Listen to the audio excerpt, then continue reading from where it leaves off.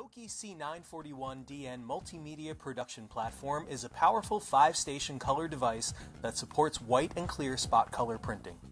Let's take a look at how spot color printing works. The C941DN has cyan, magenta, yellow, and black stations, as well as a 5th station. This additional station can be set up for white or clear printing, and a quick change of components is all that's needed to swap between spot colors. Spot colors can be printed in a number of ways. Driver options can be used to flood the entire page, or areas of the document with black color and even white areas with spot color. However, when we want to manually specify where we're going to place those spot colors, we need to use a graphic design application that supports spot color printing. The main applications you can use to set up white or clear spot color printing for the C941DN are the Adobe Creative Suite products: Photoshop, Illustrator, and InDesign. CorelDRAW can be used for spot color printing as well. Working with white or clear on the C941DN requires some understanding about the way spot color works. Let's use this image as our example. We'll assume that a commercial print shop owns the image and they've been printing it on white media using CMYK digital printing in the past. But now the shop owns an Oki C941DN and they want to print the image on colored media. Using a traditional CMYK printing process, the image would add itself to the media, taking on its color attributes. Back to the original image.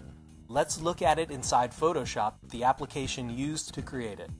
Note the checkerboard pattern behind the image.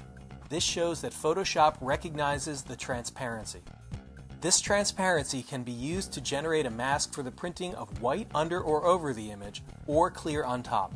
In this case, we'll be printing white under the figure. This is what the image looks like when printed with a spot color of white behind it. You can see that the feathered oval background is intentionally printed without white behind it, and you can also see that the stars and lines around the figure's hand contain white with no color or black printed on top. Back to the application. This is a mask used to define the area in which the spot color will be printed. There are a number of ways to do this. In this case, Illustrator was used to define the mask using a selection created from within Photoshop. This is the mask laying on top of the image in Illustrator. Let's see how it's set up within the application. 2 layers have been created to organize the elements, one layer for the black and color elements and another for the white printing. One way to define the spot color is to select any Pantone color from the library. Then the swatch is changed to lab color, allowing it to be renamed with a specific name that triggers the C941DN's internal software to lay down white or clear toner wherever the mask is applied. Overprint fill and attributes must also be set to on for the spot color to print. Now here's another way of viewing the vector mask within the application. The blue points and lines indicate the outlines of the path. What do you notice about the mask, specifically in relation to the figure? Can you see it now? The mask is slightly inset from the edge of the figure, but why? The reason the mask is inset from the edge is to compensate for registration between the spot color and the CMYK output. White printing on the C941DN is a 2-pass process. White is printed first, and the sheet is then refed and CMYK is printed on top of the white.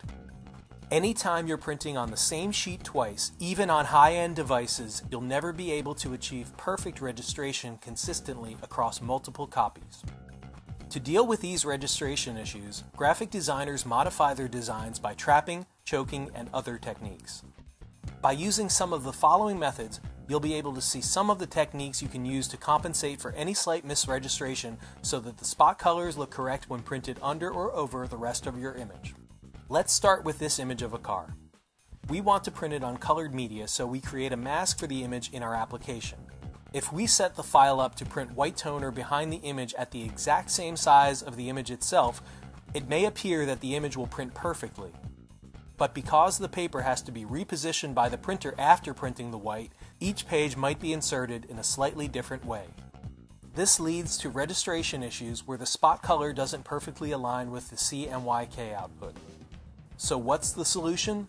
Let's go back to the original image. If we're printing this image on colored media and we make the mask for the white the exact same size as the image of the car, We're going to have registration problems where the white peeks out from behind the car on a large percentage of the prints. Instead, we can expand the boundaries of the white area. By adding an extra 1/4 inch of white, any slight shift in either the white or the color pass won't be noticeable. Another technique to use is to feather the edge of the white area outside the image area. Using this method, the image gets a white glow around it. The area directly under the image gets 100% coverage, and again, any slight shift is not noticeable. A third method is to feather the white area in toward the edge of the image. Unlike the previous method, there is no outer glow. The edge of the car here is slightly darker, but this may not be noticeable, especially if the edges of the image are already dark. The image could also get a black outline, which would help trap it and avoid registration issues. This technique works well with comic book style images.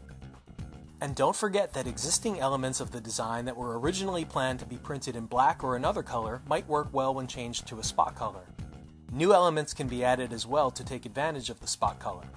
The ability to print spot color affordably is a unique capability that allows you to print in ways you've never been able to print before. By being creative with your graphics files, you'll be able to get the best results from your Oki C941DN. For more information, visit our website at www.okidata.com.